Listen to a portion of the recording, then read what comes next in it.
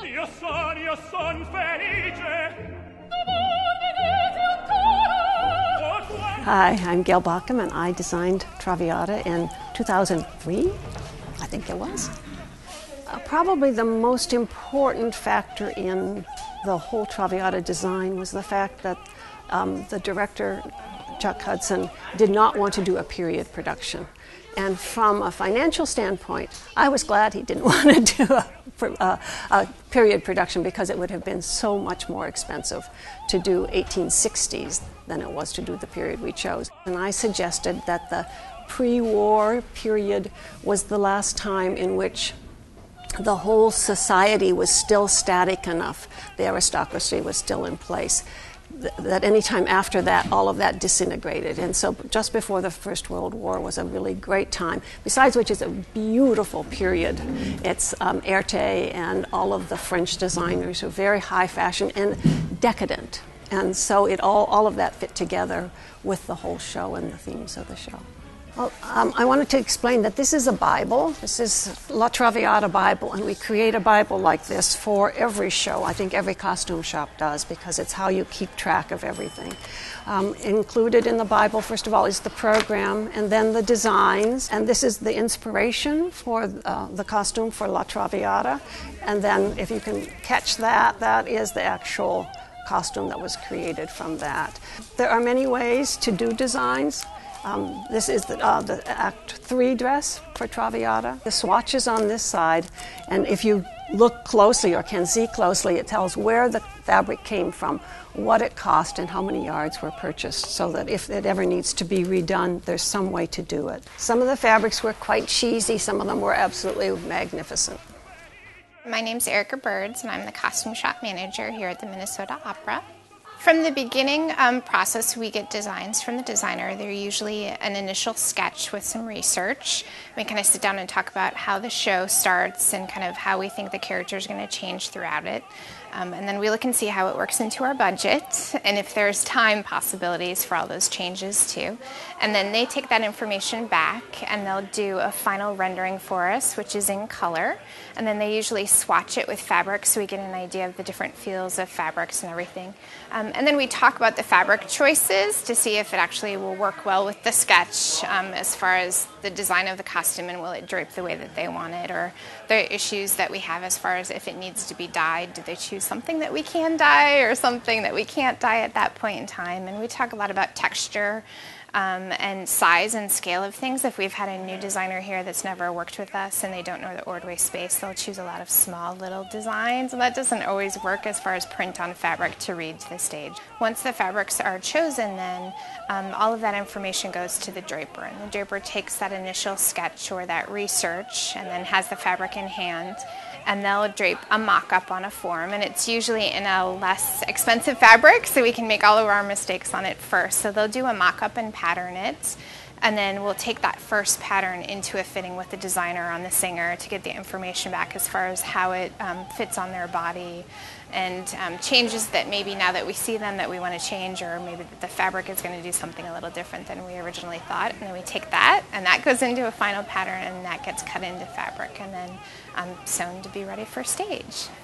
To try and illustrate the story visually, I wanted to create two party scenes, because they're the big emphasis where the most things are on stage, that were different.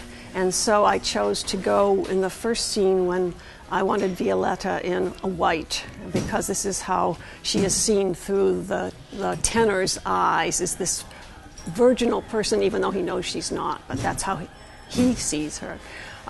So I wanted her in white, so everybody else had to be in some other color so that she would be the center of the action. And I guess, I don't know, I can't remember quite honestly why I decided, but it ended up to be a lavender and gold scene, basically. Lots of lavender and gold. The men are all in black, so that eliminates black in that scene. And then for the second big party scene, I wanted her in red because, again, for the tenor, she is now the fallen woman, and so that's always the color choice for the fallen woman, and it's a great color anyway. So that none of the chorus needed to be dark, in comparison. And again, this party is much more decadent than the first party, which is her party. And this is Flora's party, and Flora's a much more decadent person than she is. And so the women are basically in black with accents of colors. And then when the dancers come in, the gypsy dancers, they come in as an explosion of peasant colors, of oranges and browns and things like that, just to contrast with all of these other people. Costumes can definitely change once we get to the theater, as far as we've seen it on stage. Maybe it's not exactly what we thought it was going to look like. The lights are doing different things to the fabric. So sometimes it has to do with painting. You know, maybe we need to paint into something because it's too vibrant under the lights the lighting designer has, or maybe it doesn't pop enough, so we're going to add some shading or color into it. Sometimes it could be an entire costume change. You know, we thought it was going to work well. We see everyone together because we've been focusing on them as a group, you know, as an individual piece, and then you see them all together and you think, oh, well, that one costume kind of stands out, not in a good way. A lot of times we change stuff, more of the accessories, like, oh, we don't like that scarf, let's try a different scarf. It's a different necklace, so we're let's change her hair. It's usually their hair is a big thing that we change at that point. We don't like to remake full costumes if we can help it, so we usually try to steer away from that. You know, try to do things that are smaller that can help affect the changes in a good way for the designer. Erte was a designer an illustrator, actually not, and he designed dance costumes. He designed some theater, I think, but mostly dance, and he was in Paris, and I'm going to have to say the time period from about the turn of the century till about 1920, 1930s. Well, these are both adaptations of Erte designs. I would not claim that I designed this. These are actually silhouettes created by Erte, and I have just fashioned them in fabrics that were my choices, basically. This is the second scene, and the more decadent, and so I just wanted to be a little outlandish in some of the shapes, and so this is what we did. This is basically like a little tutu underneath here, with a pressed velvet, so you get a little bit of color when she moves, and then these funny little tassels, and I love polka dots. Polka dots appeared in every show I ever designed, I think. It's just a personal preference. And it was great fun, and the woman who wore it did a beautiful job. Body types are definitely part of the things we try to work through. If it's a double cast and we know there's going to be two different singers that are completely different size, you know, someone that's 5'10" versus 5'4", we're going to make two different outfits or two different costumes for them. Now, sometimes you get people that are close enough in size that you can alter the piece, and you know that, you know, halfway through the run you're going to need to alter it at that point in time, or you're building it for a rental. You know, most things that we build, we're building it knowing that we're going to use it again. It's not just a one-shot deal. You know, that doesn't actually make a lot of sense in our world. We're always hoping to reuse our stuff again. So we build a lot of seam allowance into our pieces.